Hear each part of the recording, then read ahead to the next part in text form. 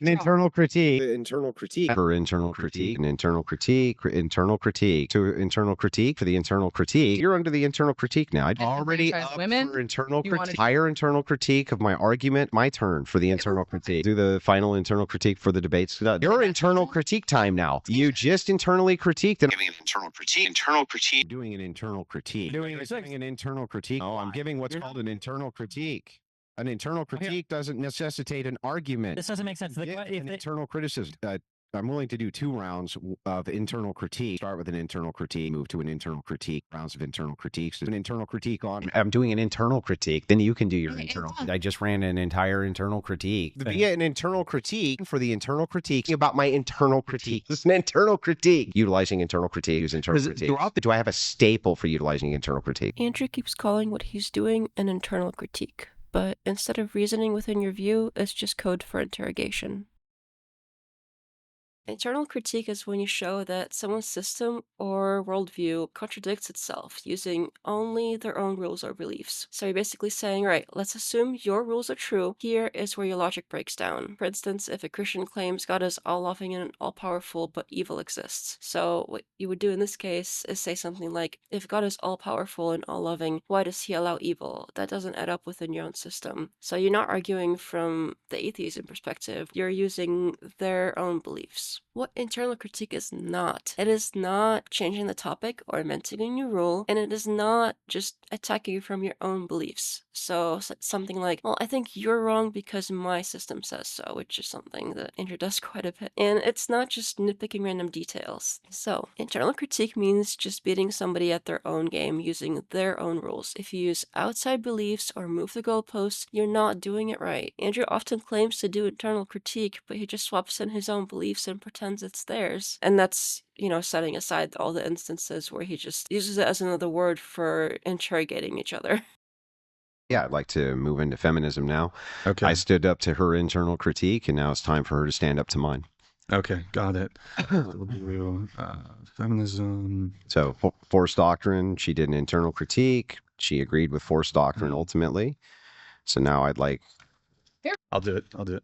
Force doctrine. There it is. See, right there. There you go. Thank you, sir. Force doctrine applies to pickle jars as well. He treats internal critique as just taking turns rather than analyzing her worldview. He never adopts her premises. Instead, he just demands he answer his questions about feminism. His internal critique was just lecturing her on force doctrine. She never accepted his premises. Be up for internal critique. I didn't even push back once, and you still came to my conclusion without me pushing back at all. That is the epitome of good faith. We haven't gotten to your conclusion, Andrew. We did. You agreed that men have no obligation to enforce male privilege after saying you descriptively agree with force doctrine. That's it. Done. Okay, but men also have no obligation to enforce their own rights. Great. So, how do you create a society in which all rights and all privileges are based specifically on force? To me, that sounds like anarchy. You already descriptively agreed and conceded that point, but I'd like to move into feminism whenever you're ready. No, concede that point. I mean, you did, but we have other topics to move into, specifically your feminist view. And since I stayed up to internal critique, it is now your turn for your view.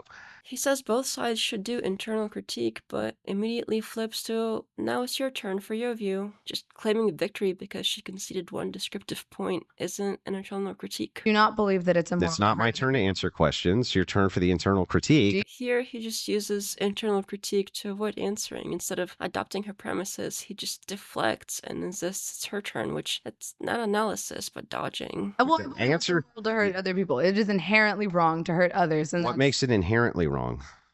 Well, hurting other people is not. You think that's good? That's just you making the claim and then it's called question begging. It's a question begging fallacy. He immediately shifts back to external questions about moral arbiters instead of allowing a genuine internal critique. Yeah. So I'll use this. Well, you're under the internal critique now. I just defended my worldview. Now It's your turn. So I will. So moving on to your next. Well, do you want me to define it then?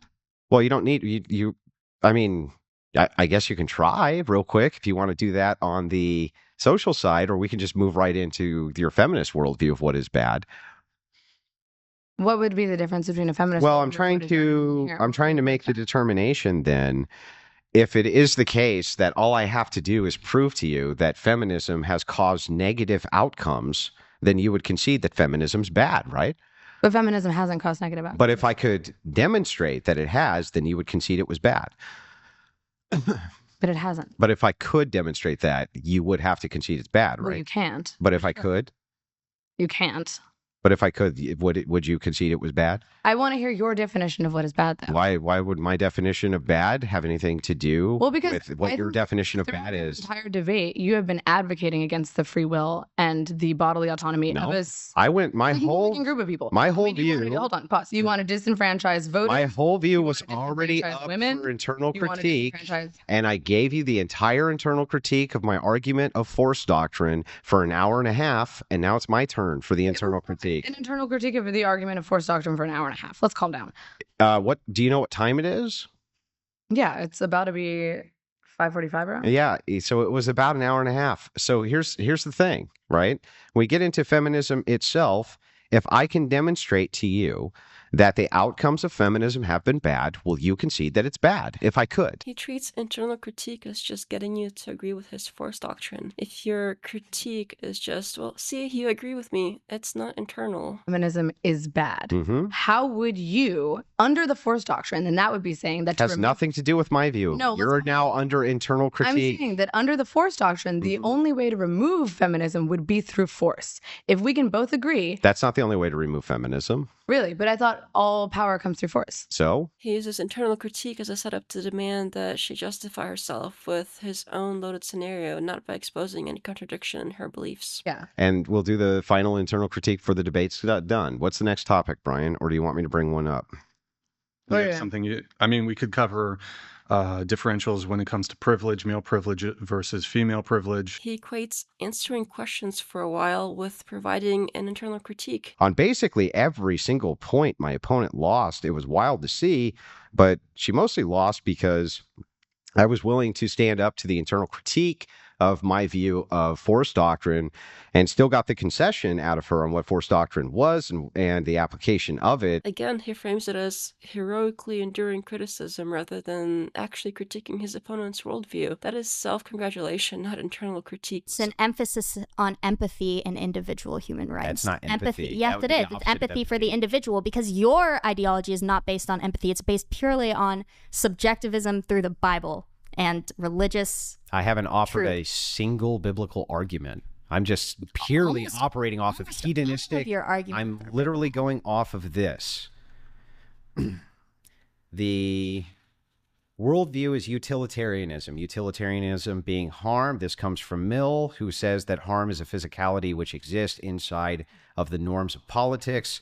Individualism, enlightenment. I'm going off of your worldview, which I wrote down and repeating back. Have not I made said at the beginning before I told you everything that I could not fully describe my worldview with just random ideological things, and you are already putting me in a box from that point. I can just believe what I believe without having to classify it. That's true. You can, right? But ultimately, it's incoherent and it doesn't make a lot of sense.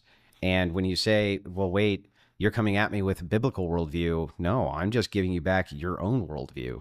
I'm literally I just ran an entire internal critique. He doesn't adopt her values. Instead, he argues from his own utilitarian assumptions that she rejects. So he's just switching back to his own worldview. So I have a universal concept of morality. But the problem here is, like, we're starting off the query with an internal critique. I think it's fine for you to internally critique what we think as well. But as we start the query for the internal critique, I don't understand this view where you claim, you and Chuck, that these are social constructions, rights are completely fictitious and made up, and theft is completely fictitious and made up, and yet somehow we're supposed to apply this standard to what happened with the natives. Tell me why the we should do that if it's all just made up. He's not working inside his system, but mocking it as completely fictitious and demanding that he apply Andrew's own standard. He sets the frame as if both sides will critique each other's views, but then he attacks the opponent for believing rights are social constructions. And that's an example of an external critique of their worldview, not internal. Yeah, but I just want to... Can we just finish this real quick? It'll only take 1 second. I'm fine. Consciousness, one who has experiences is conscious. If you're having experience when you're unconscious, then you can't be then you must have consciousness even when you're unconscious, right? Yes, there are aspects that you can have consciousness when you are unconscious. I don't. So are you actually unconscious? Yes, because I think unconscious and consciousness are different. What? Like, what's different? I have no consciousness, or I do? what is being conscious to you? I don't. Well, it's not a thing again that's definable, really. I'm just in terms of, so you when your wife is sleeping, that's as good as she's awake. What do you mean? In terms of conscious and unconscious? Yeah, I think that she still has consciousness. When she's sleeping? Yes. Even though she's unconscious? Right. Well, no, she's not. No, she's not. I don't think she's unconscious. I think she's knocked out. What's the difference? Well, this is the thing about consciousness. Like I said, it's not definable. I think therefore I am is the best we can come up with. But we agree. On what? That when you're sleeping, you're still have consciousness. I agree with even that. Though you're not. From your worldview, yeah. From my worldview, that makes sense. From your worldview, that makes no sense. It's from your worldview. Because you're the one who's making the determination as to when life begins. It's 24 weeks because of consciousness. What do we mean by life? Consciousness. What do you mean by life? I'm doing an internal critique. Then you can do your internal critique. He promises openness by conditions that on the other person answering his own questions first. And this uses internal critique as a bargaining chip rather than engaging with our framework. Because we do, like, obviously there's different there's different terms when we talk about like the mode of life. Like, I'm sure you would recognize that cellular division and metabolic life is very different than someone having a subjective experience. I agree. It's human life. You agree it's human life. Yes. Great. There's no disagreement there. In context, he insists on framing the abortion discussion around his definition of life and consciousness, and that is not internal to his opponent's Marxist ethics. It's just his religious view. Does he even know what internal critique means? I mean, it's one of his favorite words, so you would think he would have caught on to how it's actually done by now.